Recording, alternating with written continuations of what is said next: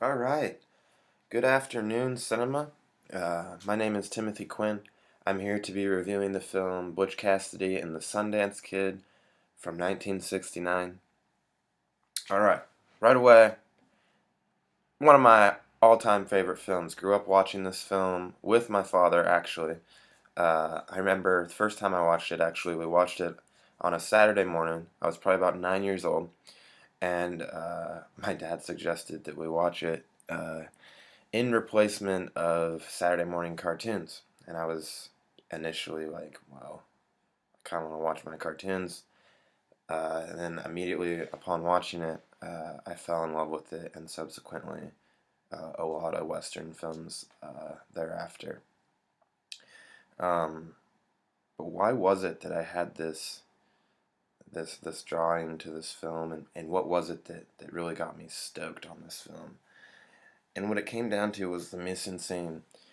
And many of you are, you could be wondering, what is the mise en scene? It sounds very French, and it is. But basically, what it is that it's everything that appears before the camera. It's your composition, it's your sets, it's your props, actors, costumes, lighting, time, space. How does this film make me feel?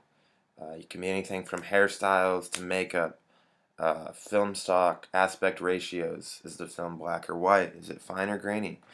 Uh, how wide is the aspect ratio views? Um, all these things can influence, how you feel about a film.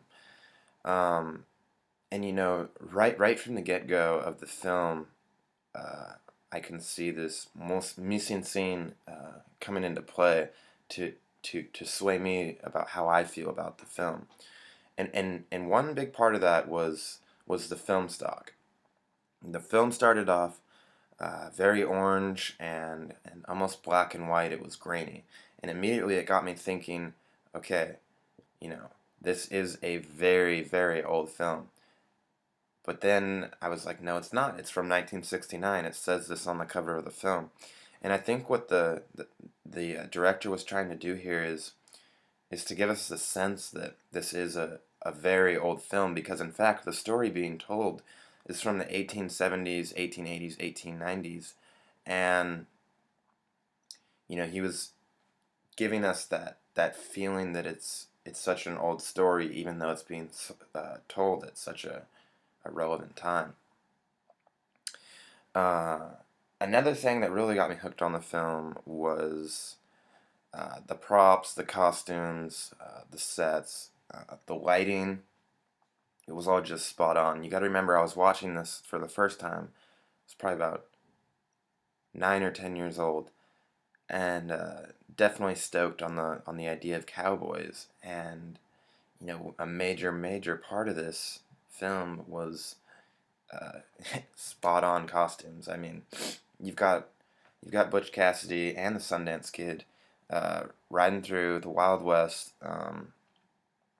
be it Oklahoma, and they're on one horse. They're on a runaway from this gang of detectives that's after them because they're outlaws on the run from robbing so many banks and trains. And they all have their six-shooter guns in their holster, and they're wearing their cowboy top hats and their button-up shirts and cowboy pants, and they've got the shells on their belt and everything. I don't know. I mean, I'm getting stoked just talking about it now because I'm still totally into Western films, but you can imagine the excitement that a 9-year-old child was feeling during this, and it's all because of the mise en scene. How does this film make me feel? That's a major part of the mise en scene, and this film makes me feel very nostalgic, obviously, because I grew up watching this film and films like it. Rooster Cogburn with John Wayne, another great Western film. I grew up watching these films with my dad, so when I watch them again now in this class, uh, I get a feel of being very nostalgic. How was the acting? The acting was off the hook. We've got two stellar actors. You've got Robert Redford and Paul Newman. Today, in my opinion, that's like the equivalent of having George Clooney and Brad Pitt doing a movie together. It's just like superstars making a superstar movie, and I was really stoked on it. I really like Robert Redford because he was in Jeremiah Johnson, about another, quote unquote Western film about a mountain man trying to survive after the war. Another great movie, but I'm straying from my point. We had two stellar actors to portray two very, very notorious gunslingers from the Wild West, and I think they did it expertly. Robert Redford plays this really kind of stone cold, cold-handed, just killer. The Sundance Kid. He can hit anything. One of the opening scene with a gun. One of the opening scenes. Sundance Kid gets in a scuffle with these guys playing a poker game.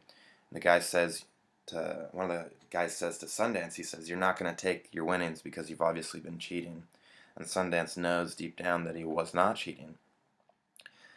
On his way out, as Butch Cassidy covers his back on the way out, the guy that told him to leave his establishment says, "Hey, Sundance," he says, "how good are you?" And before he can even finish his sentence, Butch Cassidy, playing the Sundance Kid, pulls out his six-shooter, shoots the other guy's belt off, shoots his gun out of his belt, and then continues to shoot his gun across the floor as it just slides across. And I'm just thinking to myself, this is the first time we've seen Robert Redford. I'm just thinking to myself, wow, like what a scene to open up with. I really couldn't have thought of a better way to open up a Western film. Makeup and hairstyles. You've obviously got Robert Redford. He's got his long blonde hair. Kind of gives you that rebellious feel. He's very witty. He's on his feet. So he's kind of like this ruthless teen almost. And then Paul Newman plays Butch Cassidy. He's kind of like this father figure, and he makes all the decisions. One way they describe it between each other during the film is like, it's like, "Hey, Butch, you're the brains, I'm the guns," because it's true. Butch Cassidy plays this incredibly smart, talented man who makes all the big decisions, and Sundance Kid plays this kind of strong, quick thinking, quick shooting, just ace, and he did an excellent job at that as well. So the mise en scene, it is everything, from hairstyles to the aspect ratio of how the film was oriented. They did an expert job at all aspects of this film. I would watch it again and again and again. In fact, I will watch it again and again and again, just because I'm such a huge fan of Robert Redford, as well as Paul Newman, but more so Robert Redford. Anyways, the mise en scene did an incredible job at all aspects of the film, at including all aspects of the film. And most notably, I thought that the film stock at the beginning, the black or white, how it switched from kind of this grainy orange, black and whitish, Western-looking film to this modern-day filming technique. I thought it did a great job at just kind of putting you in the zone of, yes, you are watching a Western movie, in case you didn't already know. So I thought that was a really big part of the Muslim scene. And then also, how does this film make me feel? It made me feel very nostalgic. It made me want to watch more Western movies. It made me want to watch more Robert Redford movies. The sets, the props. From the horses to, the different banks and the trains they robbed and blew up was impeccable. Anyways, probably one of the most valuable film terms I've learned all quarter from this course is the mise en scene, and it is all aspects that appear before the camera during a film. Thank you for watching my video, and thank you for teaching this class. I had a wonderful time. Enjoy your day.